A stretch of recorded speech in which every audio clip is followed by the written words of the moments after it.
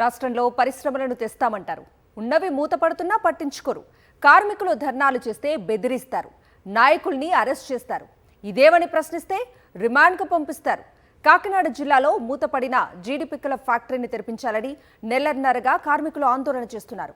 ఆందోళనలకు నాయకత్వం వహించిన లీడర్ను చర్చలకు పిలిచి అరెస్ట్ చేయడంతో కార్మికులు భగ్గుమన్నారు. కాకినాడ జిల్లాలో ఏం జరుగుతుందో చూద్దాం. ఇక్కడ ఆందోళన చేస్తున్న వారు కాకినాడ జిల్లా ప్రతిపాడు నియోజకవర్గంలోని ఓ జీడిపిక్కల పరిశ్రమలో పనిచేస్తున్న కార్మికులు. చిన్నింపేటలో ఉన్న ఇంటర్ స్నాక్ జీడిపిక్కల పరిశ్రమ నెలన్నర రోజుల క్రితం హఠాత్తుగా మూసేశారు. ఇందులో పనిచేస్తున్న 26 గ్రామాలకు చెందిన 409 మంది కార్మికులు వీధిన పడ్డారు. వీరంతా గత 15 ఏళ్లుగా ఈ పరిశ్రమలో పనిచేస్తున్నారు.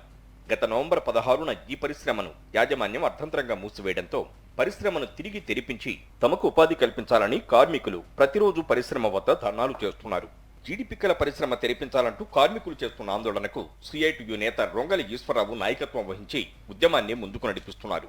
నవంబర్ ఆఖరున కాకినాడలో పర్యటించిన డిప్యూటీ సీఎం పవన్ కళ్యాణ్ తిరిగి వెళ్లే క్రమంలో చిన్నింపేట వద్ద జీడిపిక్కల పరిశ్రమ కార్మికులు అడ్డుకొని పరిశ్రమను తెరిపించాలని కోరుతూ వినతి పత్రం అందించారు.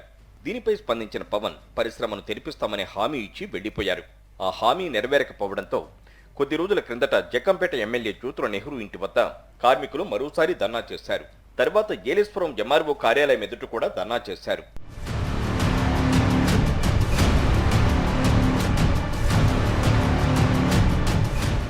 ఓవైపున పరిశ్రమ యాజమాన్యం పట్టించుకోకపోవడం, ప్రభుత్వం నుంచి ఎలాంటి చర్యలు లేకపోవడం, కార్మికుల ఆందోళన రోజు రోజుకు పెరుగుతుండటంతో ఇక పోలీసులు రంగంలోకి దిగారు. ప్రభుత్వ పెద్దల ఆదేశంతోనే పోలీసులు రంగంలోకి దిగినట్టు కార్మికులు చెబుతున్నారు. ఆందోళనలకు నాయకత్వం వహిస్తున్న సిఐటియు నేత ఈశ్వరరావును చర్చల పేరుతో ఏలేశ్వరం పోలీస్ స్టేషన్కు పిలిపించి ఆయన అక్కడ నుంచి కదలనీయకుండా చేశారు. 2024 డిసెంబర్ 31వ తేదీన ఉదయం నుంచి రాత్రి వరకు స్టేషన్లోనే ఉంచారు. కొత్త సంవత్సరం ఉదయం అరెస్టు చేసి రిమాండ్కు పంపించారు. కార్మికుల పక్షాన నిలిచినందుకు ప్రభుత్వం తనపై కక్ష కట్టిందని ఈశ్వరరావు విమర్శించారు. ఎంఆర్ ఆఫీస్ దగ్గర ధర్నా చేస్తే మరి మా మీద పోలీసు వారు చాలా దుష్ప్రవర్తన చేశారు, పక్కకి లాగేశారు. కానీ మేమేమీ కూడా బాధపడలేదు, బయటకు వచ్చాం. నిన్న మీరు రండి, యాజమాన్యంతో చర్చలకు రండి అని చెప్పేసి ఏలేశ్వరం పోలీసు ఎస్ఐ గారు పిలిచారు. చర్చలకు అని చెప్పి పిలిచి మరి అన్యాయంగా మా మీద కేసులు బనాయించడం జరిగింది.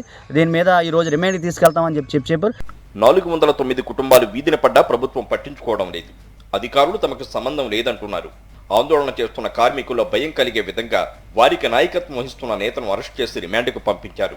రాష్ట్రంలో పరిశ్రమలు స్థాపించడం, ఉపాధి పెంచడం అంటే ఉన్నవి మూసేయడమేనా అని కూటమి ప్రభుత్వాన్ని ప్రశ్నిస్తున్నారు ప్రజలు.